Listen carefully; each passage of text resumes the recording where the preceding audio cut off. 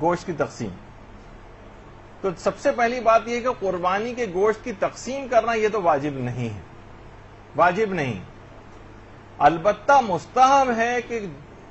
جو قربانی کا جانور ہے اس کے 3 حصے کیے جائیں. ایک حصہ تو 1/3 جو ہے وہ اپنے اور اپنے گھر والوں کے لیے رکھا جائے، یعنی خود کھاؤ. قربانی کے اندر اس بات کی دیکھیے، ابھی تو میں نے کہا کہ واجب تو نہیں، چاہے تو ہم سارا بھی دے سکتے ہیں کسی اور کو،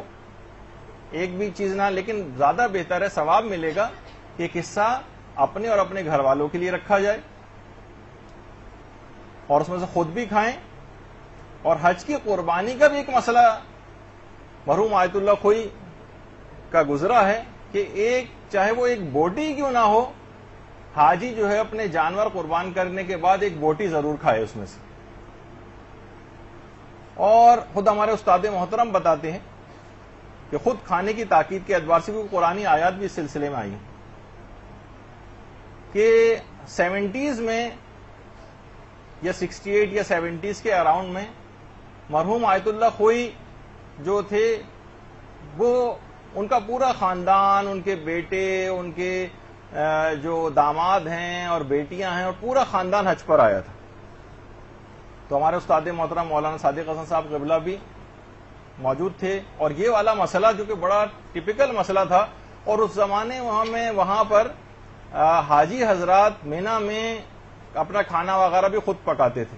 چولہے وغیرہ لے کے جاتے تھے. لیکن جب سے آتش زدگی کے واقعات ہوئے تھے مینا میں، تب سے ان پہ پابندی لگا دی گئی تھی کہ اب وہاں کوئی چولہا وغیرہ نہیں جلا سکتا، اور اب تو خیر فائر پروف جو ہے خیمے آ گئے ہیں وہاں پر. لیکن اس زمانے میں تھا یہ مسئلہ کہ لوگ خود پکا لیتے تھے. تو وہ کہنے لگے کہ میں خاص طور پہ چیز دیکھ رہا تھا کہ یہ لوگ کیا کرتے ہیں، کیونکہ یہ مسئلہ ہے بڑا ٹپیکل کہ اپنے جانور جو بھی آپ کا ذبح ہوا اس میں سے ایک بوٹی آپ خود کھائیں. تو باقاعدہ انہوں نے دیکھا کہ جس وقت جانور ذبح ہوا تو ہر شخص کے نام کی ایک تھیلی پلاسٹک کی تھی، وہ لائی گئی جس پہ اس کا نام لکھا ہوا تھا، اور اس جانور کی ایک بوٹی کاٹ کے اس میں تھیلی میں ڈالی جاتی تھی، اور بعد میں اس کو پکا کے سب نے اس شرعی مسئلے کے اوپر عمل کیا تھا. تو بہرحال اس کے بعد بہت سارے مراجع کے کچھ مسائل رجوع والے بھی رہے، اور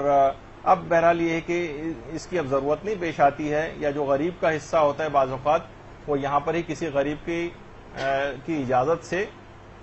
اس کے اندر ایک شرعی مسئلے کا خیال کروا لیا جاتا ہے. تو بہرحال وہ ایک مسئلہ، لیکن اب وہاں پر اس قسم کی کوئی گنجائش نہیں رہی کہ وہاں پہ کوئی پکا کر کھائے.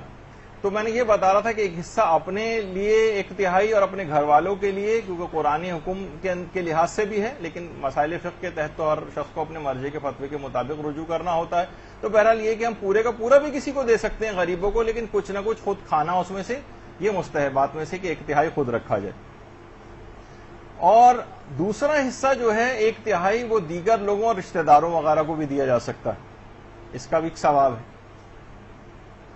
دیگر لوگوں اور رشتہ داروں کو. اور جو تیسرا حصہ ہے 1/3 کا وہ غریب اور نادار لوگوں کے لیے ہے. غریب اور نادار لوگ زیادہ افضل اور احوط یہ ہے کہ غریب اور ناداروں کو تیسرا حصہ دیا جائے.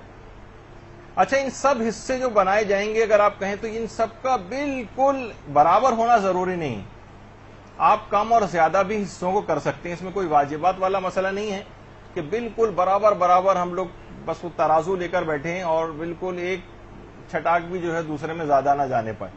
ایسا مسئلہ نہیں. اور یہ بھی کر سکتے ہیں کہ قربانی کا پورا گوشت ہم خود بھی کھا سکتے ہیں. ہم ایک بوٹی کسی کو نہیں دے رہے